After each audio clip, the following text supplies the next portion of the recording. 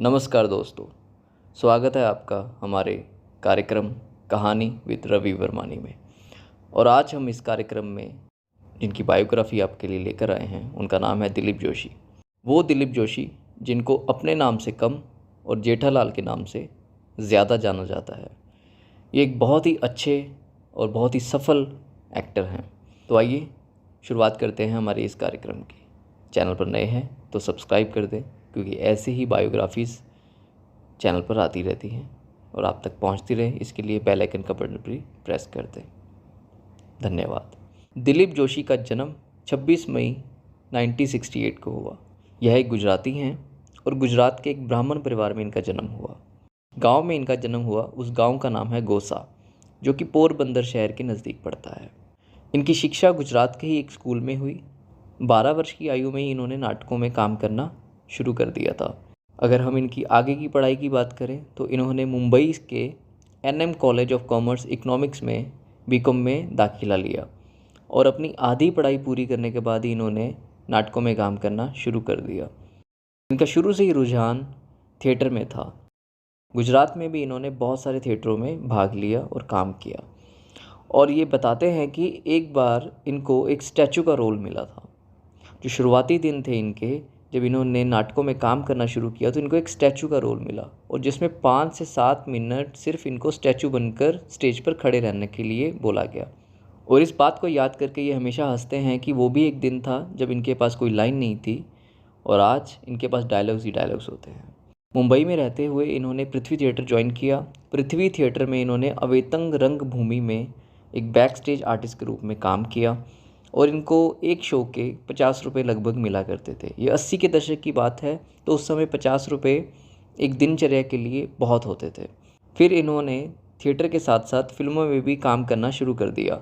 इनको सबसे पहली पिक्चर मिली मैंने प्यार किया। मैंने प्यार किया पिक्चर में इनको एक नौकर का किरदार मिला। वो इतना अच्छा किरदार था कि इनकी पहचान काफ़ी हुई। उसके बाद इनको काम मिलता गया।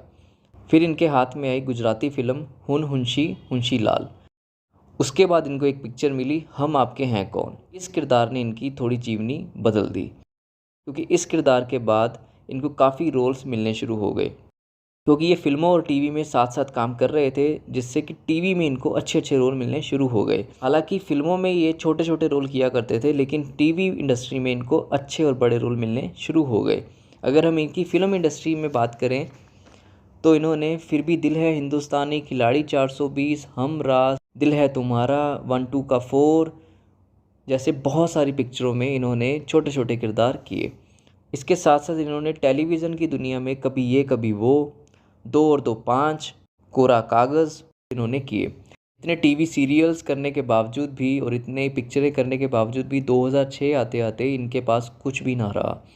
कोई भी इनके पास पिक्चर नहीं थी और ना ही इनके पास कोई टीवी शो था। लगभग 1.5 से 2 साल तक घर पर बैठने के बाद 2008 में इनके हाथ में आया तारक मेहता का उल्टा चश्मा, और ये सीरियल ने ही इनकी पूरी ज़िंदगी को बदल कर रख दिया।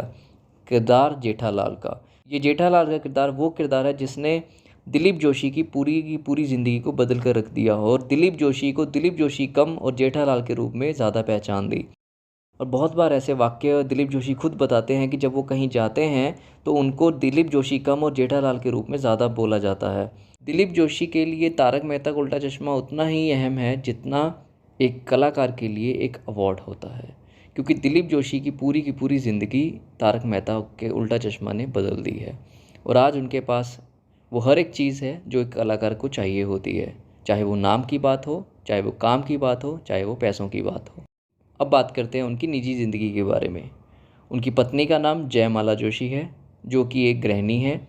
उनके 2 बच्चे हैं, एक बेटा है और एक बेटी है, और ये पूरा परिवार मुंबई में ही रहते हैं। ये थी दिलीप जोशी की अब तक की कहानी। आगे का सफ़र इनका जारी है। हमारी तरफ से इनको शुभकामनाएं। और चैनल पर आप नए हैं तो सब्सक्राइब करें। अगर आपको वीडियो अच्छी लगी हो तो इसको लाइक करें और शेयर करें। धन्यवाद।